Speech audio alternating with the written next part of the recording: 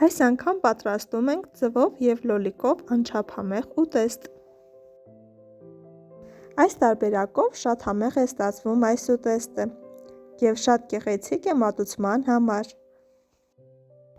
Ձու պատրաստելու հետաքրքիր տարբերակ է, կարող եք ինքներդ փորձել։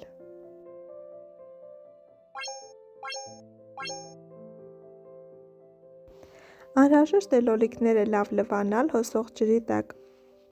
որից հետո լվանում ենք կանաչին։ Ես վերցրել եմ կանաչ սոխ և մի փոքր համեմ։ Այնուհետև շատ մանր կտրատում ենք կանաչիները։ Կանաչին կտրելուց հետո դնում ենք մի կողմ։ Վերցնում ենք լոլիկը, պոչի կամ գլխի հատվածից կտրում այնպես, որ մի փոքր կպած մնա և սկսում մեջի հատվածը դուրս տալ։ Ահա այսպես հեռացնում ենք ամբողջությամբ սերմերը և ավելորդ հեղուկը,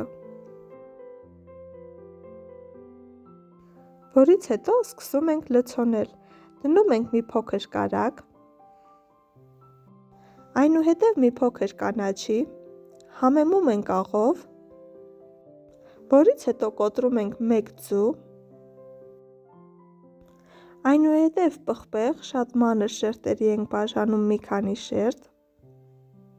որից հետո շատ քիչ քանակությամբ կանաչի ենք լցնում, այնուհետև համեմում աղով և վրան դնում հալվող պանրի կտոր։ Նույնը կրկնում ենք մյուս լոլիկների հետ։ Լոլիկի միջուկ ավելի հեշտ է դուրս գալիս, երբ որ լոլիկի կտրվածքը կատարում ենք պոչի հատվածից։ Ամբողջությամբ մաքրում ենք միջուկը և սկսում լցոնել նույն կերպ։ Սկզբում մի փոքր կանաչի ենք ավելացնում, այնուհետև բարակ շերտերով կտրում ենք պղպեղները, համեմում ենք աղով, դնում մի փոքր կարագի կտոր, որից հետո կոտրում 1 ձու, կրկին մի փոքր կանաչի ավելացնում, ցանկության դեպքում նորից պղպեղ կտրում, այնուհետև համեմում ենք աղով և վերջում դնում հալվող պանրի կտորը։